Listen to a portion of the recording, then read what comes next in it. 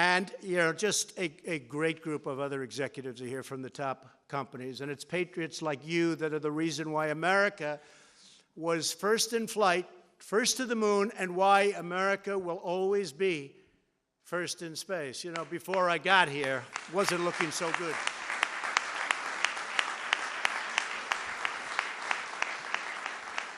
Before we came in, I will tell you, they didn't have such big plans for space. Now they have plans, and it's great, not only in terms of jobs and everything else, it's great for the psyche of our country. This morning it came out that small business is the most optimistic it's ever been in the history of our country. That's pretty good. Now, I don't know if they go back to 1776. I don't know if they go back to, areas of a little bit earlier, slightly, like by 100 years or 200 years, but I will tell you, I have never seen optimism like we have right now. So it's a very exciting time. I want to also say that when it comes to space, too often, for too many years, our dreams of exploration and discovery were really squandered by politics and bureaucracy, and we knocked that out.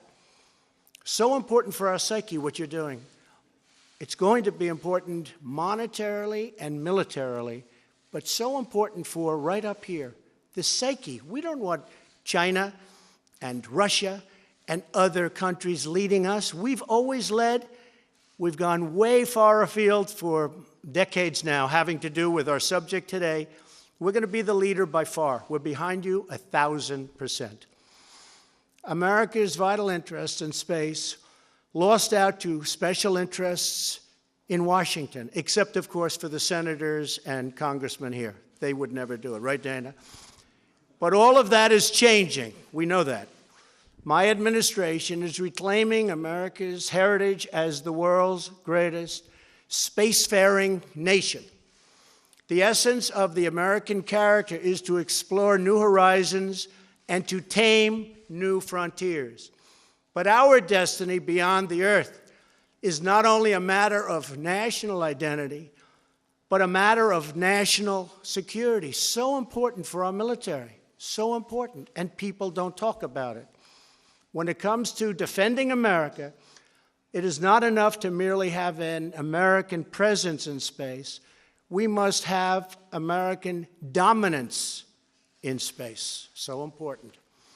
Very importantly, I'm hereby directing the Department of Defense and Pentagon to immediately begin the process necessary to establish a Space Force as the sixth branch of the armed forces. That's a big statement. We are going to have the Air Force and we are going to have the Space Force, separate but equal. It is going to be something so important. General Dunford, if you would carry that assignment out, I would be very greatly honored also. Where's General Dunford? General? Got it? Let's go get it, General.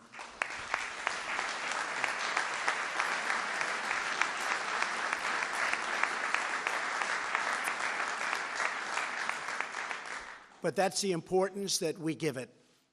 We're going to have the Space Force.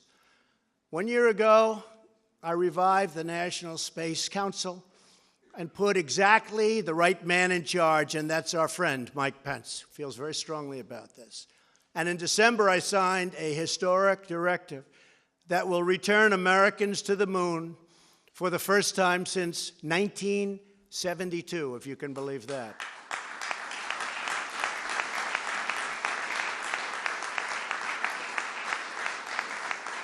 Always remembering, it's about that, but it's also about jobs and the economy.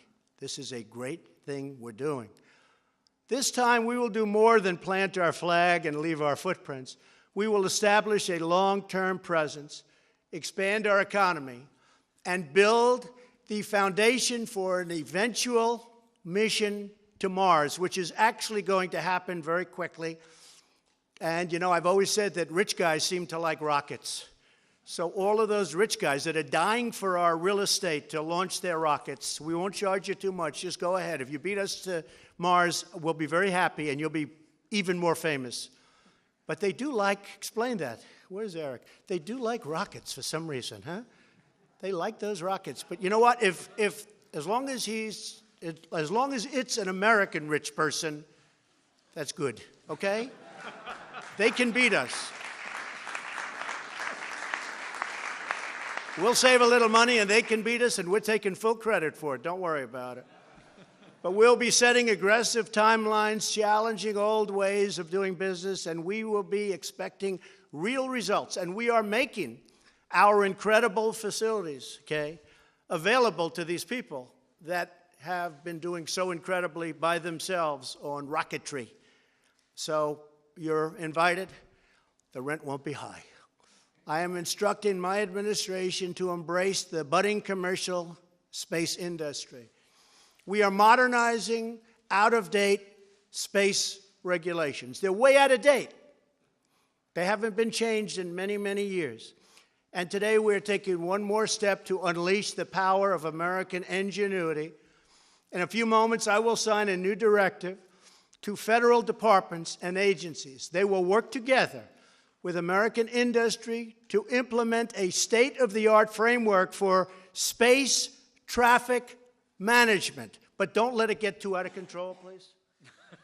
We know about what's going on with a lot of other rules and regulations. By the way, we've set the all-time record in history of this country in cutting regulation. So when I hear about that, I get a little bit tenuous. Be careful. Don't get too carried away. But we've cut more regulations than any administration, whether it's 4 years, 8 years, or 16 years in one case. We've cut more regulations than any other president in history. And I actually think that, along with the massive tax cuts, I think that the regulation cutting may have even had more of an impact on the economy.